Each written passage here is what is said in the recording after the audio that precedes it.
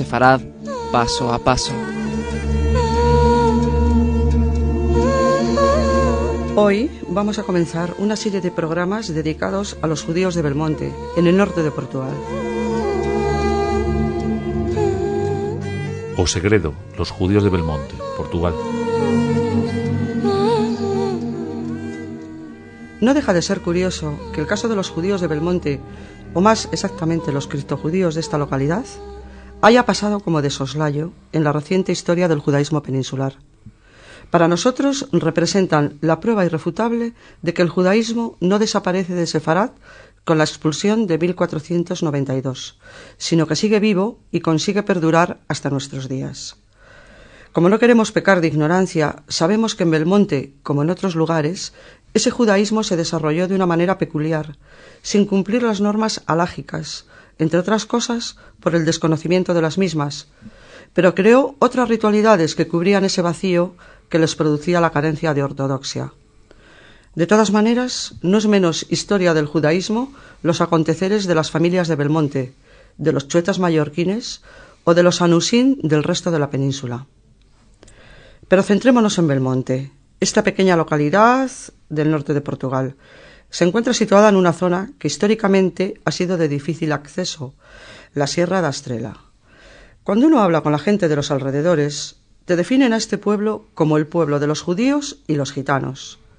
Aunque cuando se profundiza un poco en la historia del lugar, se comprueba que el establecimiento de gitanos no se produce hasta el año 1974. Pero esta confusión-generalización es bastante corriente. Igual que en otros lugares de España, se confunde la presencia de moros y judíos.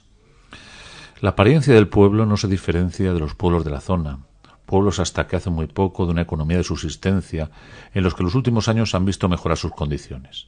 Las casas, de lo que podríamos llamar el casco antiguo de Belmonte, están realizadas en piedras de granito y construidas en torno al castillo de los Cabral, de que uno de sus miembros, don Pedro Álvarez Cabral, fue el descubridor de Brasil. Al fijarnos con detalle en estas robustas casas de piedra, vemos que algunas de ellas tienen una cruz de unos 15 centímetros en el lateral de la puerta principal. Parece que para señalar que allí vivía una familia judía. No está muy claro el motivo. Por un lado están los que piensan que era la manera de tener marcada una vivienda judía, otros que pudiera ser que los propios dueños de la vivienda quisieran así expresar su gran fervor por la nueva fe. En todo caso, nos hace pensar que la convivencia no debió ser fácil para los judíos, aunque ahora nos digan en el pueblo que nunca hubo problema de convivencia. El historiador David Augusto Canelo, en su obra Os últimos criptojudíos en Portugal, ha realizado un estudio exhaustivo sobre sus tradiciones y nos va a servir de guía para adentrarnos en ellas. Se calcula que en Belmonte existen unas 60 familias que, de una manera u otra, hayan conseguido conservar sus tradiciones judías. El origen de estas familias no es muy claro, aunque la mayoría de los autores piensan que proceden de España y que buscaron un lugar donde, al amparo de lo abrupto del territorio, pudieran conservar sus singularidades. La idea no es descabellada. Así ha ocurrido en lo que se conoce la Raya, la zona limítrofe entre Badajoz y Portugal, en la cual grupos de judíos y conversos se van a refugiar utilizando la frontera como escape cuando la presión inquisitorial se acentuaba en uno de los dos países. Sucede lo mismo en la zona fronteriza de Zamora, en la que grupos de conversos establecen una doble residencia, por así decirlo. Construyen la casa en España, pero el pajar en Portugal, lo que les permite tener un lugar de cobijo si vienen mal dadas. Lo curioso de los judíos de Belmonte es que ellos se creían los últimos de su estirpe, por lo que extremaron hasta el límite su intimidad, y que todavía ellos denominan o segredo, el secreto. Como es fácil de suponer, el hebreo es lo primero que van a perder, aunque conservan una palabra que para ellos va a ser el vínculo con la tradición, Adonai. En su ciclo festivo van a mantener 3 grandes eventos. Sábado, la Santa Festa, Pesaj, el día puro o día de la Espiasao. Pero además van a desarrollar una serie de rituales propios, especialmente oraciones, que ellos van a denominar rezas, que más tarde analizaremos. Hay que apuntar que aunque el hermetismo sobre los aspectos internos de la comunidad es evidente, tampoco viven en un apartamiento total de sus convecinos cristianos. Es más una cuestión de hacer invisibles sus singularidades. Participan en las celebraciones de Navidad, en la llamada Quinta Feira de la Ascensión, el jueves de la Ascensión, que corresponde con los 40 días después de la Pascua. En cuanto a los nacimientos, bodas e incluso bautismos, son idénticos en ambas comunidades. Y según nos cuenta el profesor Canelo, esto va a ser así hasta el año 1960, en que una de las familias judías se va a negar a bautizar a su hijo, lo cual rompe esa armonía y supone la salida a la luz de la comunidad judía. Durante siglos, las depositarias de las tradiciones han sido las mujeres, y en especial de las plegarias o rezas. Todo esto se ocultaba a toda persona ajena a la comunidad, e incluso a los niños de la misma, hasta una edad en que se consideraba que eran responsables de guardar el secreto. Entonces se procedía a enseñar lo que se denominaba o que debe ser feito, lo que se debe hacer. David Augusto Canelo, el profesor que varias veces citado, ha estudiado algunas de sus celebraciones. Así, el sábado. Se utilizaba la palabra en castellano sábado, que comenzaba el viernes a la puesta del sol. Antes de que anocheciera, cada familia encendía una lamparilla de aceite, que era especial. A esta luz se le denominaba candela do Señor. Estas luces o velas solían introducirse dentro de una vasija de barro para que atenuara la luz y no pudiera ser percibida desde el exterior de la casa. En el momento del encendido se recitaba la siguiente reza: Bendito meu Deus, meu Señor, meu Adonai, que nos mandou e nos encomendou como as súas santas encomendanzas benditas e ben santas, que agradecemos. Esa torcida para alumar a festejar a noite, santo do Señor, para que el Señor nos alume, a nosa alma e nos libre da culpa de penas e pecados. Amén, Señor, o ao seu vá, ao seu chegue. Es curioso que los judíos de Belmonte consideraban una falta grave comer carne. Esto se puede deber a dos circunstancias. Una, al contagio que pudo suponer la idea cristiana de que en ciertas fiestas había que abstenerse de comer carne. Y otra que nos propone el profesor Eugeni Casanova en su libro El Jueus Amagat, por la cual esta comunidad tenía conciencia de que todos los animales no estaban correctamente sacrificados, pero desconocían el modo, y para evitar hacerlo mal, cambiaron la dieta del sábado, pasando la base de esta a ser el pescado. Otra reza que se decía preceptivamente es la siguiente: Tal día santo como el de hoxe, fulgou o Señor e descansou, súas santas bandeiras compostas, como os pendóis levantados, e os nomes do Señor foran ditos e declarados. Sábado, sábado, Moisés, Moisés, ao sábado nada farás, ocuparte has de servir e adorar o grande Deus de Adonai. Nau outro nen haberá. Louvado sella o Señor que a vida nos dá. Amén, Señor, ao seu vá, ao seu chegue. Como se ve, estas dos rezas acaban de la misma manera, lo que podríamos traducir por Amén, Señor, lo que al cielo va, al cielo llegue. El acto más importante para esta comunidad es el correspondiente al día puro, día santo o día de la expiación. Un elemento que identificaría esta celebración es el recogimiento.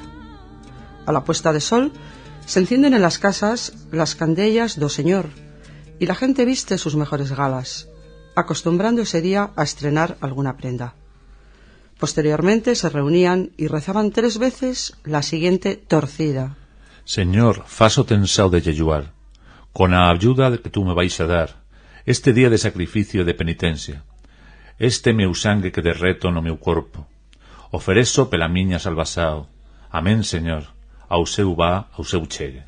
Como vemos, también esta reza finaliza con la misma expresión: lo que al cielo va, al cielo llegue. Es curioso que en este día se pronuncia otra reza, pero en la que todos los asistentes cubren su cabeza con una pieza de tela que les llega hasta la espalda a la manera del talit judío y pronuncian las siguientes frases: Bendito sellas tú, Adonai, noso Deu e Rei de todo o mundo, que nos encomendou a nas súas santas encomendanzas, para que nos subésemos con o manto. Amén, Señor, ao seu vá, ao seu chegue.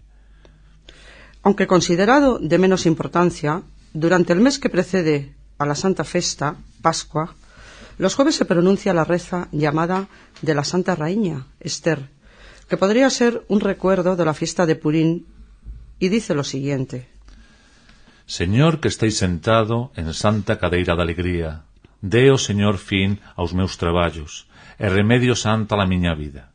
Señor que estáis sentado en santa morada casa, non chegará mal nen praga, nen chagas túas tendas. A ti te procuran escrito por súa sagrada pena, e escrito por súa sagrada mao, antes que nao deis ya tao ben escrita, nen tao ben terminada, como aquella raíña Esther que se vistió de saco encinsa. Me desais, Señor, facer aquilo que ela facía, a santísima honra, o santísimo louvor. Eu termine a noite e o día. Amén, Señor, ao seu va, ao seu llegue. Por último, hablaremos de la Santa Festa o Pascua. Esta celebración dura 8 días. El primero de ellos decoran las casas con adornos florales, pero antes de cortar las flores rezan delante de la planta. El segundo día iban a un lugar discreto cerca del río Sésere, porque aunque los españoles pensemos que todos los ríos portugueses nacen en España, también hay ríos autóctonos. Y preparan una especie de hornos donde cocerán el pao santo, pan que tomarán durante estos 8 días. Esa misma noche amasan el pan y para esta ceremonia se adornan las casas y se reúnen las familias. Todos visten de blanco y suelen ir descalzos.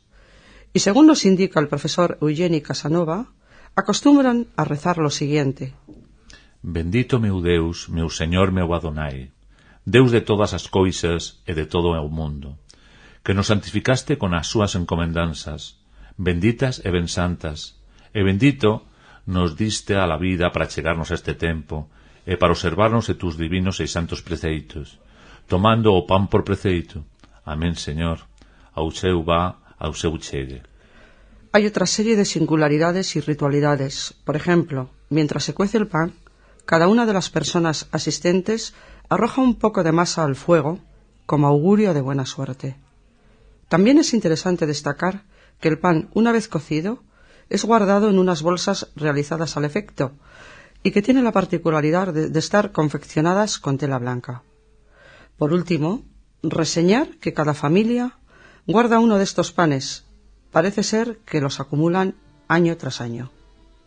Dentro de la Santa Festa hay también un aspecto muy peculiar, y es la ceremonia de cortar as aguas, que consiste en realizar un a modo de paso franco sobre el río Sésere, con ramas de olivo, que curiosamente al año siguiente servirán para encender los hornos donde se cocerá el pao santo.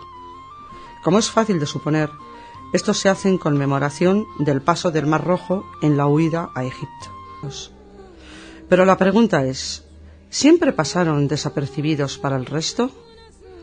La verdad es que si nos atenemos a los estudios históricos podemos decir que sí, pues la primera obra donde se les menciona se va a publicar en 1912 con el título de Escorsos Tramontanos, obra de Manuel Antonio Ferreira. A este autor debemos la designación para ellos de cristianos nuevos, con lo que se destierra aquella otra de marranos que tantas veces ha sido utilizada ofensivamente. Pero el que verdaderamente descubrirá la singularidad de Belmonte será el ingeniero Samuel Soar, judío polaco. Soar mantenía la tesis de que la Inquisición, por muy meticulosa y ardua que fue su labor, no podía haber acabado con todos los vestigios de judaísmo en España. Es decir, mantenía hace 100 años la misma idea que nosotros seguimos defendiendo hoy. Recorrió España, encontrando solo algún aspecto a destacar en los chuetas mallorquines. Por su profesión de ingeniero, comienza a trabajar en 1915 para la Portuguese American Pink Company y viaja a Gaya, que pertenece al mismo concello que Belmonte. Sobre toda esta investigación, va a publicar un libro en 1925 con el título Os cristianos novos en Portugal no século XX, los cristianos nuevos de Portugal en el siglo XX. En esta obra, además de hacer un estudio histórico sobre los cristianos novos, nos relata cómo consiguió entrar en contacto con los judíos de Belmonte, que no le resultó por lo visto nada fácil. Fue en 1917, aunque él ya tenía realizado un trabajo previo, por el cual conocía que esta localidad había tenido una comunidad judía importante y contaba con una sinagoga del siglo XIII, que en el momento de la expulsión pasó a ser una iglesia y que en el siglo XVI será destruida por un incendio. pero va a quedar una inscripción en un bloque de piedra con un versículo bíblico y la fecha del año 5057, que correspondería al año 1297 de la Era Común. Tal vez los restos habían desaparecido, pero la memoria colectiva sobre la presencia judía en la zona no. Así, Schwartz nos cuenta una anécdota muy reveladora. Buscando quien suministrara la explotación que él dirigía, se encuentra con un comerciante que le hace el siguiente comentario. Deme a mí la exclusividad, pues el otro que podría hacerlo, Baltasar Pereira da Sousa, no es de fiar, basta que le diga que es judío. Este comentario vuelve a encender la curiosidad de nuestro ingeniero, historiador, que viaja a Lisboa, donde reside este comerciante, para intentar indagar sobre el asunto. Al principio, la desconfianza es grande, pero poco a poco se va trabando una amistad, tanto que este Baltasar Pereira va a ingresar en el movimiento sionista justo en el momento en el que se proclama la Declaración Balfour, reconociendo el derecho a un hogar judío. Schwartz es presentado a algunas familias judías de Belmonte con la frase «es uno de los nuestros». Pero a pesar de todo esto, o segredo, el secreto, sigue siendo una barrera insalvable para nuestro personaje. Los hombres charlan con él, pero nota que las mujeres, y sobre todo las de mayor edad, le miran con una gran desconfianza.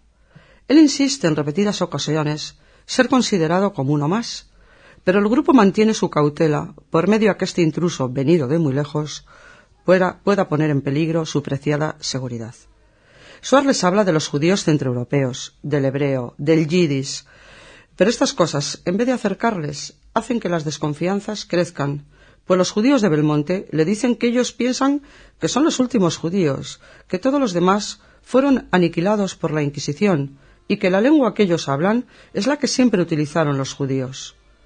A este respecto ya dijimos que en Belmonte utilizaban un portugués plagado de palabras en castellano, no por contagio fronterizo, sino porque a ciertas cosas se las denominaba por su nombre castellano, lo que ha hecho suponer a muchos autores que su procedencia era de esas tierras. Tanto insistió Schwartz que un día un grupo de mujeres le pide que recite algunas oraciones en esa lengua que él dice ser la lengua de los judíos. Al principio no hay ninguna reacción hasta que comienza con el Shema Israel y, al pronunciar la palabra Adonai, estas mujeres se emocionan y sentencian que nuestro personaje es realmente judío, porque ha pronunciado el nombre de Adonai. Por las investigaciones de Schwartz sabemos que también había en esa época familias de cristianos nuevos en otras poblaciones, como Comiñá, Fundao, Castelo Branco, Diana, Penamacor, Monsanto o Bragança. Sus trabajos nos han servido para conocer de primera mano cómo se hacía la transmisión de las rezas. Las mujeres mayores enseñaban a las más jóvenes estas oraciones, y ellas eran las encargadas de enseñarlas a los varones. Todo por transmisión oral, pues ellos tenían muy claro lo peligroso que era el que les encontraran cualquier escrito que les pudiera comprometer. Schwartz también escribió acerca de los aspectos dietéticos de esta comunidad. Constata que se abstenía de comer cerdo, conejo y peces sin escamas, aunque en lo de comer cerdo nos explica que no era generalizado, ya que algunos sí lo consumían. A todos les parecía reprobable consumir algún alimento preparado con sangre. Sí nos indica que la prohibición de comer carne de cerdo y en general carne de cualquier animal era absoluta en los sábados y en los 40 días que precedían al día puro, como ya vimos en capítulos anteriores. Como hemos visto, ese secreto o segredo consiguió pervivir en el seno de esta comunidad, a pesar de los diferentes avatares y de los cambios políticos. Algo les unía y a la vez les hacía diferentes. Algo tan importante para soportar la incomprensión de sus propios vecinos, pero que les ha permitido llegar hasta nuestros días con el orgullo de ser lo que son, judíos. Como despedida, comentar que en la actualidad muchas familias han retornado oficialmente al judaísmo. Hay jóvenes de Belmonte estudiando o haciendo su servicio de armas en Israel. Varias familias han hecho aliyá, y los que permanecen allí, gracias a la labor de nuestro querido amigo el rabino Elisa Salas, han conseguido volver a unir su pasado con su presente, y lo que es más importante, con su futuro. He de cantar os teus olhos porque eu sou velho. Ai, he de cantar os teus olhos porque eu sou velho.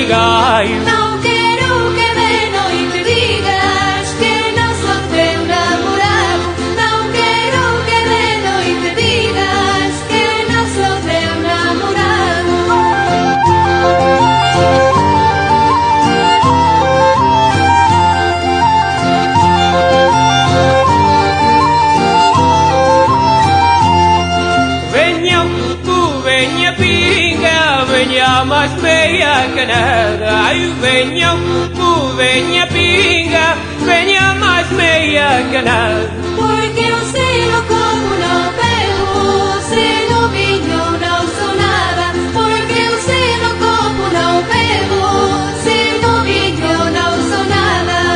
O verdigallo evadiu, paseia por onde quera. Ai, o verdigallo evadiu, paseia por onde quera.